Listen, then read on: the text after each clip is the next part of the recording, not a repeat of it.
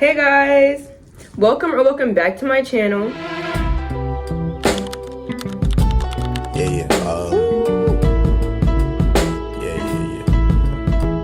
One of my favorite things to do is watch movies, and since 2020, I've been developing a giant movie list of movies that I'd recommend. Today, I'm going to be sharing 16 movies I think everyone should watch at least once. I love blind watching movies, and before watching any of these, I had no idea what the actual plot was about. Before we start, I'm going to go ahead and give a trigger warning, as some of these movies are for very mature audiences and address very heavy topics. My first movie is 13. 13 is a coming-of-age movie written and based off of the life of young Nikki Reed. The movie follows a 13-year-old insecure honors student, Tracy Freeland, played by Evan Rachel Wood. In the first few scenes, we see her and her best friend Noelle, played by Vanessa Hudgens, as normal 7th grade girls. As Tracy starts hanging out with the most popular girl in school, Evie Zamora, played by Nikki Reed, we start to see a physical and mental change in her character, as well as the damage it does to her and her once close mother's relationship, leading Tracy to become the good girl gone bad. Throughout this movie, there were a bunch of subtle details to imply Tracy's change that you might miss the first time,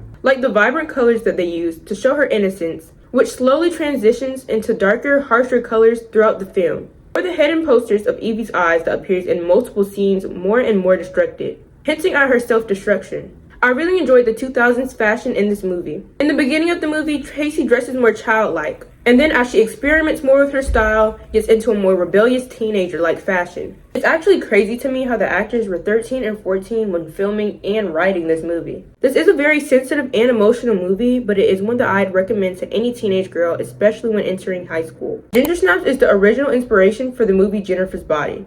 The movie centered around two outcast sisters, Ginger and Bridget, who bond over the fear of growing up and are prepared to do anything to prevent it. One day, older sister Ginger gets the curse, as they call it, or her period, and that same night she gets attacked and bitten by a werewolf. The transformation of her becoming this beast highlights many changes we as teenage girls relate to during puberty, including body hair, experimenting with our physical appearance, and an all-over change of the character. Scott Pilgrim vs. the World is a movie based off of the comics. This movie has a great cast, including Michael Cera, Mary Elizabeth, Chris Evans, Brie Larson, etc.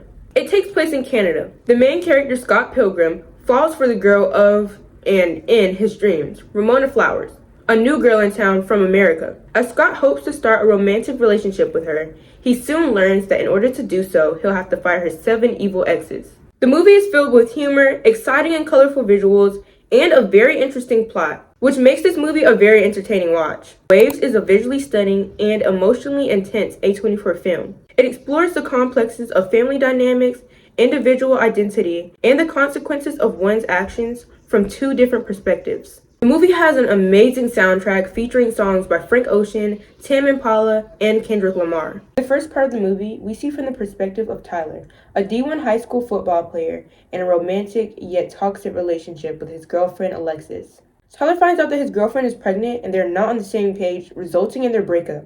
One night, Alexis goes to a party when her then ex-boyfriend, Tyler, crashes it, leading to a horrid event that changes the entire course of the movie. It was refreshing to see a story revolving around a Black family and how they deal with things mentally, as we don't really talk about mental health much in the Black community. Queen of the Damned is the sequel to the movie Interview with a Vampire. Ancient vampire Lestat is tired of hiding and wants to live amongst the humans as we enter a new time. He is compelled by the music of the new generation and wants to collide the human and vampire world. This movie has one of the best soundtracks ever. I have all of these songs downloaded in my library. An amazing performance from the late singer and actress Alia, and a portrayal of vampire mythology. I love vampires, and this is definitely one of my favorite vampire films. Mysterious Skin is definitely one of the saddest movies I've ever watched, and going into it without any warning, I had to pause it numerous times. This heartbreaking movie is about 2 boys, one played by Joseph Gordon-Levitt, the other played by Bradley Corbett, go through a shared traumatic childhood experience that we see affect them both very differently into young adulthood. As disgusting and tragic this movie was, it really allowed me to empathize with the characters and envision their life from their perspectives. Eternal Sunshine on the Spotless Mind. After a breakup, Clementine undergoes an operation to forget her then former boyfriend Joel. After Joel finds out about this, he is so heartbroken that he does the same. The film explores Joel's mind while undergoing this procedure. We get an inner look of some of the good and bad times of their relationship, as Joel discovers that some memories are worth trying to preserve.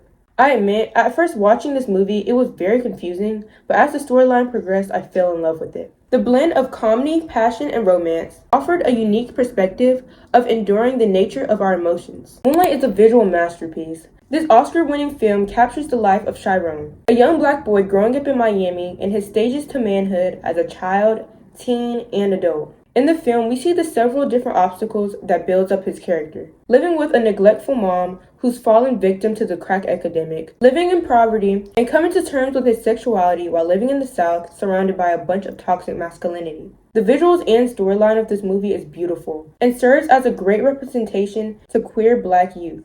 Kill Bill is a trilogy written and directed by the notorious Quentin Tarantino. A highly trained former assassin, played by Uma Thurman, wakes up from a coma years after her jealous ex-boyfriend, the leader of the assassins, attempts to murder her on her wedding day. She vows to take revenge on the team of assassins who've betrayed her. As the story unfolds, we learn more about her character as well as the other assassins and her past. The film showcases female rage in the presence of grief and trauma. On the Count of Three was directed by one of the main actors, Jared Carmichael. Two suicidal best friends agree to spend their final day together, experiencing a day of reckless, thrilling behavior. The movie has specks of comedy in it, but still handles serious and heavy topics. It does a great job of illustrating people's different struggles with mental health and the causes of it. They Clone Tyrone was definitely the best movie to come out of 2023. It tells the story of how the system perpetuates stereotypes onto the black community, with the three main characters being a pimp, a sex worker, and a drug dealer who discovers an underground lab ran by the government cloning black people in the hood. This movie definitely serves as a new age black classic with humor and realism. The movie has various metaphors of generational trauma and the ignorance within the black community to the truth. Watching the Detectives is a romantic comedy starring Lucy Liu and Cillian Murphy. Neil is the owner of a movie store and a bit of a prankster who one day meets his match, Violet. She is portrayed as the pixie manic dream girl. During the movie, she pulls a bunch of plot-twisting comedic stunts on Neil, giving him the movie-like experience. Watching this movie had me genuinely questioning what was real and what was a prank. But the mystery and excitement of it all made it a really fun watch. The Florida Project is a film that explores the challenges and joys of childhood through difficult circumstances. It follows 6-year-old Mooney and her young mother as they reside in a motel across the street from Disney World. Mooney and her two friends, who also live in the hotel, go on adventures to create their own fun. The movie offers a glimpse into the life of everyday people living in poverty, blending realism and a sense of wonder. It has a very interesting ending, which many people interpret differently. The Notebook is a highly rated film that I've always heard about, but I guarantee it is worth the watch. Set in 1940, a mill worker, Noah, falls head over heels for the rich girl Allie. During the summer, the young couple falls deeply in love, but Allie's parents do not approve. After the summer, she has to move away. But both of their love for each other still remains. Even years later, Noah is still prepared to get his Allie back, no matter the circumstance. This movie definitely raised my standards. This movie told the romantic story of love and growth, and had a sad yet very beautiful ending that'll surely leave you in tears. White Oleander is a beautiful adaptation of Jeanette Finch's best-selling novel. Astrid has a very close relationship with her artistic mother Ingrid, who she idolizes. One day, her mother ends up murdering her boyfriend and is sentenced to life in jail, which leaves 12-year-old Astrid in the corrupt foster care system.